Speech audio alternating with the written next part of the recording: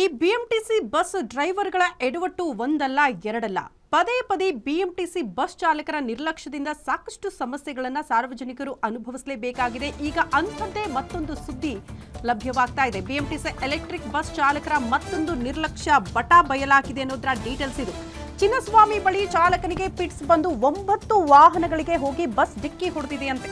ಪ್ರಕರಣದ ಮತ್ತೊಂದು exclusive CCTV ದೃಶ್ಯ ಲಭ್ಯ ಆಗಿದೆ. ದಾರಿಯುದ್ದಕ್ಕೂ ಮಾತ್ರೆ ಸೇವನೆ ಮಾಡ್ತಾ ಬಸ್ ಚಲಾಯಿಸಿಕೊಂಡು ಬಂದಿದ್ದಂತೆ ಚಾಲಕ. ಆರೋಗ್ಯ ಸರಿಯಿಲ್ಲದಿದ್ರೂ ಕೂಡ ಎಲೆಕ್ಟ್ರಿಕ್ ಬಸ್ ಚಾಲಕನಿಂದ ಡ್ರೈವಿಂಗ್ ಆಗಿದೆ. ಅನಾರೋಗ್ಯದ ಬಗ್ಗೆ ಮಾಹಿತಿ ಕೊಟ್ಟಿರಲಿಲ್ವಾ ಚಾಲಕ ಅನ್ನೋದು ಪ್ರಶ್ನೆ. ಮೆಡಿಕಲ್ ಸರ್ಟಿಫಿಕೇಟ್ ಪಡೆಯದೆ ನೇಮಕ ಮಾಡಿಕೊಂಡಿದ್ದಾರಾ ಹಿರಿಯ ಅಧಿಕಾರಿಗಳು? ನೇಮಕಾತಿ ಸಂದರ್ಭದಲ್ಲಿ ಮೆಡಿಕಲ್ ಸರ್ಟಿಫಿಕೇಟ್ ಕೇಳೇ ಇಲ್ವಾ? ಇವರೇನು ಫಿಟ್ ಅಂಡ್ ಫೈನ್ ಆಗಿದ್ದಾರಾ? ಆರಾಮಾಗಿ ಡ್ರೈವ್ ಮಾಡಬಹುದಾ? ಆರೋಗ್ಯ ಸಮಸ್ಯೆ ಯಾವುದೂ ಇಲ್ವಾ? ಇದೆಲ್ಲದರ ಬಗ್ಗೆ ಕೂಡ ಒಂದು ಮೆಡಿಕಲ್ ರಿಪೋರ್ಟ್ ಅನ್ನ ಪಡೆದುಕೊಳ್ಬೇಕು ಇವ್ರನ್ನ ಅಪಾಯಿಂಟ್ ಮಾಡ್ಕೊಳ್ಳೋ ಹೊತ್ತಲ್ಲಿ. ಬಟ್ ಯಾವುದನ್ನ ಕೂಡ ಚೆಕ್ ಮಾಡದೆ, ಆ ರಿಪೋರ್ಟ್ ಅನ್ನ ಪಡೆದುಕೊಳ್ಳದೆ ಚಾಲಕನನ್ನ ನೇಮಕ ಮಾಡಿಕೊಳ್ಳಲಾಗಿದೆಯಾ ಅನ್ನುವಂಥ ಅನುಮಾನಗಳು ಕಾಡೋದಕ್ಕೆ ಶುರುವಾಗಿದೆ. ಜೊತೆಗೆ ಆರೋಗ್ಯ ಸಮಸ್ಯೆ ಸರಿ ಇಲ್ಲದಿದ್ರೂ ಕೂಡ ಕೆಲಸಕ್ಕೆ ಹೇಗೆ ಬಂದ್ರು ಅನ್ನೋದು ಪ್ರಶ್ನೆ. ಇವ್ರು ಮಾಹಿತಿನೇ ಕೊಟ್ಟಿರ್ಲಿಲ್ವಾ? ಮಾಹಿತಿ ಕೊಟ್ಟರು ಕೂಡ ರಜೆ ಸ್ಯಾಂಕ್ಷನ್ ಮಾಡೋದಕ್ಕೆ ಅಧಿಕಾರಿಗಳು ಬಿಡ್ಲಿಲ್ವಾ? ಆ ಕಾರಣಕ್ಕೆ ಚಾಲಕ ಡ್ಯೂಟಿಗೆ ಬಂದಿದ್ರಾ? ಇದೆಲ್ಲವೂ ಕೂಡ ಸದ್ಯ ಇರುವಂತಹ ಪ್ರಶ್ನೆ. ಬಟ್ ಏನೇ ಹೇಳಿ, ಯಾರ್ದೋ ತಪ್ಪಿಗೆ ಇನ್ಯಾರಿಗೋ ಶಿಕ್ಷೆ ಅನ್ನೋ ರೀತಿಯಲ್ಲಿ ಕಾಣಿಸುತ್ತೆ. ಈ ದೃಶ್ಯಗಳನ್ನ ಗಮನಿಸಿದ್ರೆ ಇದು ಮತ್ತೊಂದು ಸಿಸಿಟಿವಿ ದೃಶ್ಯ ಗಮನಿಸ್ತಾ ಇದ್ದೀರಿ ಸ್ಕ್ರೀನ್ ಮೇಲೆ. ದಾರಿಯುದ್ದಕ್ಕೂ ಕೂಡ ಡ್ರೈವರ್ ಹುಷಾರಿಲ್ಲದೆ ಇರೋದ್ರಿಂದ ಮಾತ್ರೆ ಸೇವನೆ ಮಾಡ್ತಾ ಬಸ್ ಅನ್ನ ಡ್ರೈವ್ ಮಾಡ್ಕೊಂಡು ಹೋಗ್ತಾ ಇರುವಂತಹ ದೃಶ್ಯ. ಈ ರೀತಿ ಸಮಸ್ಯೆ ಇದ್ರೂ ಕೂಡ ಚಾಲಕ ಹೇಗೆ ಬಸ್ ಡ್ರೈವ್ ಮಾಡಿದ್ರು ಅನ್ನೋದು ಪ್ರಶ್ನೆ. ನೋಡಿ, ಏಕಾಏಕಿ ಬೇರೆ ವಾಹನಗಳಿಗೆ ಡಿಕ್ಕಿ ಹೊಡಿತಾ ಇರುವಂತಹ ದೃಶ್ಯ.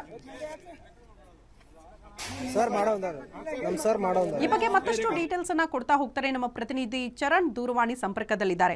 ಚರಣ್, ಈಗ ಚಾಲಕರ ನೇಮಕ ಆಗುವಾಗ ಇವರು ಫಿಟ್ ಅಂಡ್ ಫೈನ್ ಹಾಕಿದ್ದಾರಾ ಅನ್ನೋದಕ್ಕೆ ಸಂಬಂಧಪಟ್ಟಂತೆ ಒಂದು ಮೆಡಿಕಲ್ ಸರ್ಟಿಫಿಕೇಟ್ ಅನ್ನ ಪಡೆದುಕೊಂಡೆ ನಂತರ ಅಪಾಯಿಂಟ್ ಮಾಡ್ಕೊಳ್ಳುತ್ತೆ. ಅಂತ ಪ್ರೋಸೆಸ್ ಆಗಿಲ್ವಾ ಅನ್ನೋದು ಪ್ರಶ್ನೆ. ಜೊತೆಗೆ ಹುಷಾರಿಲ್ಲ ಅಂದ್ರೂ ಕೂಡ ಇವರೇ ಮಾಹಿತಿ ಕೊಟ್ಟಿರ್ಲಿಲ್ವಾ ಅಥವಾ ಮಾಹಿತಿ ಕೊಟ್ಟರು ಕೂಡ ರಜಾ ಸ್ಯಾಂಕ್ಷನ್ ಆಗದೆ ಇರೋ ಕಾರಣದಿಂದ ಚಾಲಕ ಬಂದ್ರ ಡ್ಯೂಟಿಗೆ? ಇದು ಪ್ರಶ್ನೆ.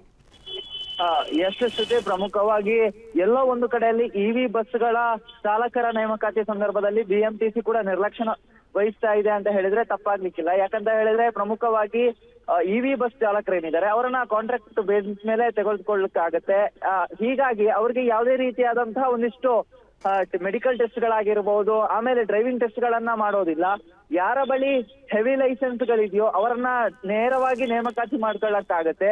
ಈ ಒಂದು ಸಂದರ್ಭದಲ್ಲಿ ಆರೋಗ್ಯದ ಸಮಸ್ಯೆ ಇದ್ದವರು ಮತ್ತೆ ಈ ರೀತಿಯಾದಂತಹ ಗಂಭೀರ ಸಮಸ್ಯೆ, ಆರೋಗ್ಯದಲ್ಲಿ ಸಮಸ್ಯೆ ಇರುವಂತಹ ಚಾಲಕರನ್ನ ಕೂಡ ನೇಮಕ ಮಾಡಿಕೊಂಡಿರುವಂತದ್ದು. ಇದರಿಂದಾಗಿ ಪ್ರಮುಖವಾಗಿ ಈ ರೀತಿಯಾದಂತಹ ಅಪಘಾತಗಳು ಸಂಭವಿಸುವಂತದ್ದಾಗ್ತಾ ಇದೆ. ಇನ್ನು ಈ ಒಂದು ವಿಚಾರದ ಬಗ್ಗೆ ಬಿಎಂಟಿಸಿ ನಿಗಮದಲ್ಲಿ ಕೇಳಿದ್ರೆ ಅವರಿಗೆ ಯಾವುದೇ ರೀತಿಯಾಗಿ ಈ ಹಿಂದೆ ಈ ರೀತಿಯಾದಂತಹ ಸಿಂಪ್ಟಮ್ಸ್ ಗಳು ಇರ್ಲಿಲ್ಲ ಅನ್ನುವಂತಹ ಉತ್ತರವನ್ನ ನೀಡ್ತಾರೆ. ಆದ್ರೆ ಚಾಲಕನಿಗೆ ಗೊತ್ತಿತ್ತು, ನನಗೆ ಈ ರೀತಿಯಾದ ಸಮಸ್ಯೆ ಇದೆ, ಆರೋಗ್ಯದಲ್ಲಿ ಸಮಸ್ಯೆ ನನ್ನನ್ನ ಕಾಡ್ತಾ ಇದೆ ಅನ್ನುವಂಥದ್ದು ಗೊತ್ತಿತ್ತು. ಹೀಗಾಗಿ ಆತ ಜೋಬ್ನಲ್ಲೇ ಮೆಡಿಸಿನ್ ಅನ್ನ ಇಟ್ಕೊಂಡು ಓಡಾಡ್ತಾ ಇದ್ದ.